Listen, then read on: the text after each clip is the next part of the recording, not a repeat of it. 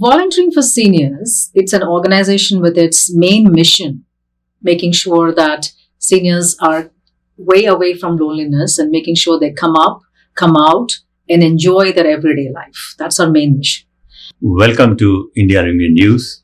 Our guests today are co-founders of Volunteering for Seniors, a non-profit 501c3 organization, Pratima Penumarthy and Rama Penumarthy.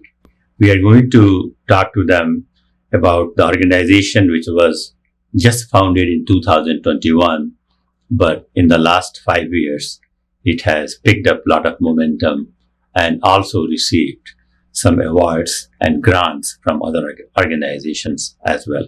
So, Pratima, welcome to our studio. Rama, welcome to our studio. And so, Pratima, let's first start with you. That what really inspired you to start the Volunteers for the Seniors? Thank you very much, Upendraji, for giving an opportunity for us to come and talk about your organization. Volunteering for Seniors, definitely it started in 2021, but this was something which we thought of doing it long before because we were helping seniors irrespective of whether we made an organization or not. It was within us, for me and Rama, and we thought of always taking care of seniors, anybody who asked for help. During the COVID time, we did realize that there were a lot of people who were stuck inside their homes and they wanted help, like with respect to their medications or any other basic needs. We did that to some extent, right? But eventually we found that caring is not just limited to certain group of people, because there's so many people, which is not just our community, but outside our community, who have the children who are spread all over the state of Massachusetts, and they wanted help in every other part. They're feeling very, very lonely. So then we started that we need to start an organization that will basically help people to come out of that loneliness. So that's one of the main missions. So that was the main mission. Yes. Now the question is, of course, you are a husband-wife team and plus a lot of volunteers. So Rama, what you got involved into this group? See, from the beginning, as you know me, I'm always there for helping anybody. And you have been involved in a number of non-profit organizations. So this has been our thought from the beginning, like Pratima said. Even the plan was to start something in India where the kids are here and the parents are helpless. Considering my parents or my in-laws, what we've gone through and what we have seen, taking care of them. So we thought this might be a need for many people. But then the challenge came that, we both being here and we need to depend on somebody in India. And of course, these kind of services are very, very personal and very kind of sensitive at sometimes. So we need to have some very closely coordinated team to do with.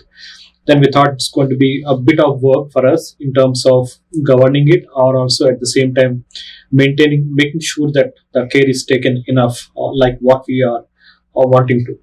So then we gave that idea and started this organization here. And primarily to answer your question, it's about the things that we will take care of our parents and in-laws. That's how it really started. Because that was the story. Sure. So you are a co-founder. She's the boss, he's the CEO, right? Yeah. So idea basically started with you, right? Correct. And what was the reason for that? Coming to that point, it was a very perfect question you asked, because almost since 2017, my parents were completely my dependents. So we had to get them back from Bombay here because it was not, I'm the only one taking care of them. And we realized that even though we bought them here, eventually, both father and mother. They came here. Yes, and they were with us. And we took them to all hospitals, every checkup. And how old they were when they came here? They were in their late 70s. Okay. So my mother was 75, dad was 76, almost same age, but both came with a lot of health issues. Okay. My mother had other issues with health, but my father had stroke also in 2009 back in India. So when they came here, we thought the conditions here will be lucrative for them to, with respect to health. Yeah. But it didn't, because, the climate here, or, we are running around with doctors, we're trying to find out all resources for them. We did whatever we can, taking them to every little call of, the call of the nature, whatever they're saying, hey, doctors will call, run, do and do stuff like that. We did. And then we realized that doing those stuff, it's not easy, because you have to talk about your work, you have to balance your job, take care of into hospitals, do that, get the resources. Everything has to have its own times, right? We break it up. When we started this, we really realized that when we are able to do, taking care of parents, we thought like maybe there's so many other people who might need that help. And eventually I started a caregiver support group first. In the support group, because I was myself a caregiver and he was himself another caregiver for my parents, we were there and we realized that so many people were coming out with many questions like, we want this resource, that resource. And I was able to get all the resources in the sense. So now how many people are part of your group? This organization. It's a big one. Like almost it spreads now. So I cannot give you a correct number. So volunteers wise, there should be at least 50. 50 volunteers. If it is volunteers, it's different. But a lot of seniors, how many are there? I'm talking about just the volunteers. Yes. And the core team, how many people? Core is close to 20. Close to 20. But we have around more than 50 other volunteers who are ready to help. But that is always distributed. Sure. Like people will different. So now my question is to both of you is it's a very timely topic today because a lot of people, our generation who have brought their parents here. Now parents have come leaving everything in India. Yeah. So there's a lot of issues both for the hosts, as for the children, as well as for the parents. Correct. Because totally. So what was your personal experience, both of you, in taking care of your parents and how they felt initially? Yeah, just in my case, when we got them here initially, my mother was okay. Example, each family is different. My mother was fine. Anyhow, she was very pious. She used to read all the, Gita and other books. And, she was very much into her own thing and writing books. Dad, too, wasn't a very good writer. He was very busy and stuff. But they're very social people back in India. They used to have their own little. So that is one common thing. That's one common thing. Yeah. Sure, yeah. So even though, with each one's issue is different. Like my dad couldn't walk easily. So we had to put him in the wheelchair and take. And taking him in wheelchair, the issue we found is we can take him, but that was not friendly. Just thinking that it is friendly everywhere, right? And he used to feel very uneasy going with the, even though we helped them, taking him in the wheelchair. So how do you balance work and family with all? It's not easy. As it is, as I was telling you, is that because I have my own preschool, then I run my math academy, and I've always seen that I had that little, I can be my own owner of my business. I was able to give a little more time. And thinking that, okay, I'm doing this work, but I'm giving 50% to them. I don't think that would have been possible if I'm going to corporate office and doing, right? Sure. I had this type of... So you had your own business, it was easy. Yes. Rama, what about you? How was For me, I work for Oracle and it's been kind of great opportunity for me being working from home many times. And at the same time, I was able to divide my work, my office work versus the community. Most of the times after my work is done, most of the evenings went into this, community service for different organizations or for volunteering for seniors or taking care of my in-laws because Pratima is always busy till 5:30 in the evening. But I could free myself a bit earlier and then do all the necessary work, even taking care of my in-laws, taking them to hospitals or doing multiple things for them. So that's the way for me to balance. But weekends is always too busy because that's where another challenge is that, my in-laws are at home and we both are running around with the community related work. But fortunately, even they started enjoying the work that what we are doing. We used to take them along. We used to make them meet the other people in the community. So that way, it helped us. I think that comes to the point where Rama is trying to tell us that when we started this organization doing events and workshops for elders, we could take the parents along with us because they were a part of it. Yeah. They enjoyed having, watching the music and all that stuff because. So now, just go point by point. So here were the 3 challenges you faced taking care of your parents and in your case, in-laws. Are there any other, the first generation, people like us might feel. What will be 3 main challenges you faced? The first basic challenge is definitely the time, whether we can give time to them. It's not easy, right? Number 2 is talking about finances, which everybody who is a first generation Indian here, we needs to figure out the finance part of it. How you take care of the parents when it comes to health. That's another big thing, which I had to work on it because till you get a green card, there are other benefits you get from the government, but it is not like you will get it all of a sudden, right?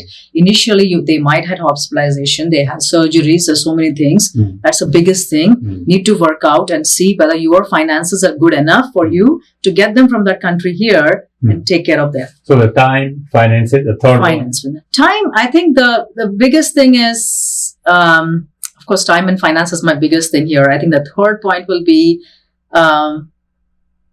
social entertainment for them too. I think one is my time, taking about the finance and also involving them. I would say the biggest channel is how and where I can involve them. Involvement of my parents and other things. Making sure that they are enjoying what we are enjoying. Yeah. So there should be a common platform for both our elders and us to be there on the same page.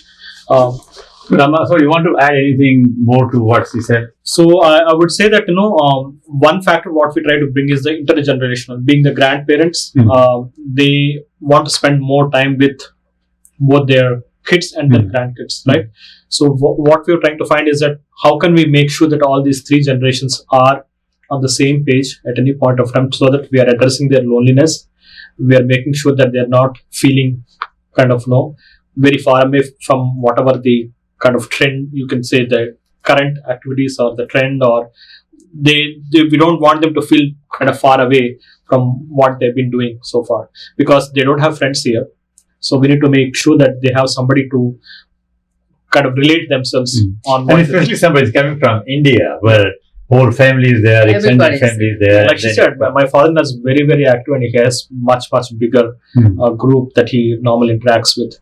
But that is absent here now. So now to complete this story, so tell me about your parents now. Yeah, sure. My mother definitely was a teacher there back in Bombay. She was a high school and middle school teacher. But my dad was actually an advocate, and he was a jack of all. He was a writer, very good writer.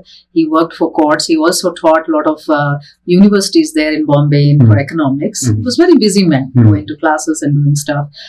He used to always walk. I know him, like, even, you know how it was in India, like you have to take bus and go or train. He used to never bother for anything. He's like, yeah, you know what? I don't care whether the train comes late or bus comes late. I'm going to walk, keep on walking, never tired of anything, always happy how he was. He was a man of a personality where I can say, if you had really had time to even watch him, he would never ever whine and tell you that I have this ache or that ache. His point would be next. I have to do so both of them come here in 2017. They did, yeah. And then did they stay here? They went back to India. They actually came 2015. Then my dad did not want to, because he had a little more energy. He was like, no, I can still teach. I want to go back and teach. And we did tell him that this is not the right time for you to go because of your health. He didn't want to. He went back. And then in 1 year itself, Ram went. And he said, like, no, I don't think so. You can cope, One had to go and get them back here. My mother didn't want to, but again, she was counting on my father, right? And then we said, you have to come here, stay here for good. If you keep on going here and there, it's even difficult because unfortunately, even with my business, I cannot go there for more than 2 weeks to take care of them. If I were having a job where I can take my laptop and go, it's a different thing. It's not that. So how long they stay here? Till their end, like 2017, and lost my mother 2020 to cancer. And was already pretty high by the time she came. And my father I lost last year, 2023 Jan, of course, by cardiac arrest. But that's also because he sort of felt he lost purpose after he lost my mother. He could have, he was... And what was the relationship between your children and them? It was always very good. Like I said, we always made sure that, the grandkids are language barrier. Both of my mother-in-law, father-in-law, they used to speak English very well, and even my daughters, they understand our native language Telugu and also Hindi. They both understand both these languages, but they used to respond in English only. But at some point of time, they try to learn. But again, they spend most of the time at school and with the friends, and so it has been kind of challenging for them to continue that. Kind of speaking in Telugu. So this is where I want to bring about Upendraji, is that if you get your parents here, being a first generation when you get our parents here, the advantage what I saw with my kids is an amazing bonding they got with the grandparents. The bonding was too much. Like even before I took my mother to hospice, I still remember my mother came out just a day before I took her to hospice. like she was calling both my daughters, both the granddaughters, and she just wanted to spend more time with them. So they realized something was going wrong with the system. But to have that connection, it is only possible if you bring this type of a small, which we make it as a nuclear family, but including them. So now let's come back to volunteering for the seniors. So initially you said that the mission was to, with the loneliness, bring with loneliness. Yes. So how your organization has evolved during the last 4 years? Has missions changed? You have expanded more things. What you do? Talk about that. Absolutely. In the beginning, 2021, we also used to go to seniors' homes with our volunteers and see what sort of help they wanted, right? The basic help. So you mean seniors home, like, the individual home? The individual friends homes. and families? No. The general. Yeah, okay. whoever our seniors used to call us. Okay. Diverse population is not just Indian, we have anybody. Got it. And they'll say like where they have a special home for the seniors, you will go to that. Not place. even that. No. To begin with, in 2021 when we started, they called us and said, hey, I need a volunteer. Can you please come to a house? I have this issue. Can we help? We did that, even though we went to senior care centers and assisted livings to help. We did even inside their homes to help. The basic help, right? Just 1 hour, 2 hours help. Then we realized it's a big liability issue to do inside their homes. So we thought, now we're going to the next year, that means 2022, we started our entire little changes we got. But all type of volunteering we will do inside senior centers, inside senior assisted livings, rehabs, where we are sitting with them and not just one senior, many seniors come and join, right? We are not. Individually to do with them is very hard because all volunteers, we can only come together provided we give another type of insurance to them. That is, and those insurance though we provide, it's not like inside their homes. It's a big liability insurance. Sure. So we decided doing inside the centers is very safe for us. And all different type of workshops, like we have technical workshops for them. And then there's a fun entertainment stuff for them. At the same time, they ask us to give the educational workshops, which is a priority, right? Like talking to podiatrists, getting them there and talking. But there are many seniors who cannot come from their homes. They tell us beforehand, our volunteers go, they pick them up and they drop them to that center. So that they can come and entertain. Our aim is to make sure they're not feeling so isolated sitting back at home. Rama, so what do you think that, how these seniors feel? Have you talked to them that how they feel, For the time we are there doing these events, the response is stupendous. They like every minute of it. Be it a painting workshop, be it technical, because they start knowing many things. And that too, kids are teaching them. Kids of their grandchildren. And the dance events. And even we make them participate in certain games and do some exercises, simple like chair yoga. So because of we've been kind of fortunate to get such kind of volunteers who has been kind of very much dedicated to and attached to the mission what we're doing. That's been a kind of big plus point for us, and we feel that we are very lucky on that part. But seniors like it very much, and they keep asking us to come again and again from many of these events. So how, if from the community, Indian American community especially, somebody wants to help you guys, how they can help you, what they can do? As I told you, Penumarthys, it's not just for Indian community. We keep it open to everyone to help. Sure. Because if you go to our website, it clearly tells whoever wants to volunteer, they can connect with us. Yes, there are 50% Indians who call us and 50% non-Indians. And the best way they can always approach us. I said Indian American because our audience is mostly Indian Americans. Yeah. I completely understand. So when they want to help us, the best way is through our website. So website has our email address. So immediately, as soon as they connect with us, either me or Ram will immediately call them back and say that, okay, now here's the things, what we can do to get you into our... And anyone, Hispanic, Asian, Caucasian, anybody can. Yes. They have to have that zeal to help elders. I always tell this too, when I go to, if people call me for, even in high schools, right? When I tell them that this is not an organization for simply getting credits, right? We give you credits. That's not a big deal. Sure. It's not that. This is something you have to genuinely feel for that elder to come and do. Because otherwise you will do for once and then you'll feel, oh, this is not my cup of tea. So you need to really understand, right? And after you do 3 or 4 times and you have that connection, one-to-one connection with the elder, that's the right time. You understand this is what organization is meant for me. Now, as we come towards the end, Rama, what is your last word about your organization and the services? The last word is that I would say that you have a family, extended family. That's what we feel. We tell everybody. if you need any help, you have an extended family called Volunteering for Seniors for you guys to, for us to take care of you for any need or for any help to the best of our abilities. And if we can't find that, if we can't do ourselves, but we will bring in somebody, which is what another plus point for us. We bring in resources. We help them to find the resources for which they can get help. So I would say that this is one call a friend sort of, call a friend, call a family sort of organization where anybody can get any help. Very good. Pratima, your last word. Sure. I would like to say that it's a win-win situation if you join our organization.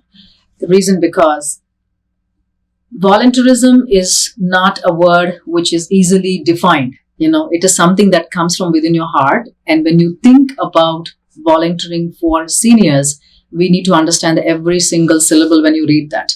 And I would be very happy if anyone who's interested, thanks to Pendraji for giving this opportunity, that please visit our website, which is volunteeringforseniors.org, and you will clearly understand what are the different things, all the different programs we have been doing and done so long, and how you can visit us and connect with us. And as I told, and as Ram mentioned here, it's an organization of not just giving resources, but where we can use your potential. If each one has different potentials in life, please come out, share what potential you have and how you can spend a fruitful time with the elders.